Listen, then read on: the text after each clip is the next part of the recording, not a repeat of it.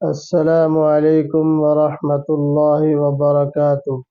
آج ہم آپ کو سنائیں گے ماہ شعبان کی 15ویں شب کی فضیلت۔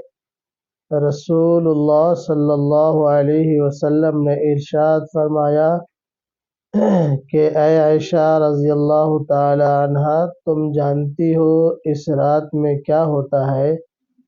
عرض کی یا رسول اللہ صلی اللہ علیہ وسلم، بتلائیے اس میں کیا ہوتا ہے؟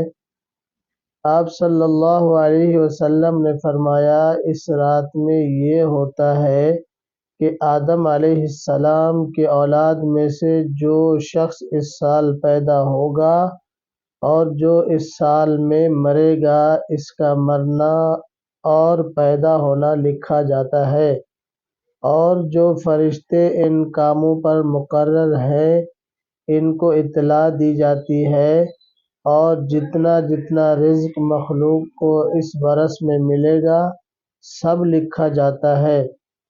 اور اس 15ویں رات اللہ تعالی سورج ڈوبتے ہی اس دنیا کے آسمان پر تشریف لاتے ہیں اور ارشاد فرماتے ہیں کہ کوئی نیک بندہ ایسا ہے جو ہم سے بخشش مانگے تو ہم اس کو بخش دیں، کوئی رزق مانگے تو ہم اس کو رزق دیں، کوئی مصیبت کا مارا دعا کرے تو اس کی مصیبت دور کرے۔ اس طرح صبح ہونے تک ارشاد فرماتے ہیں۔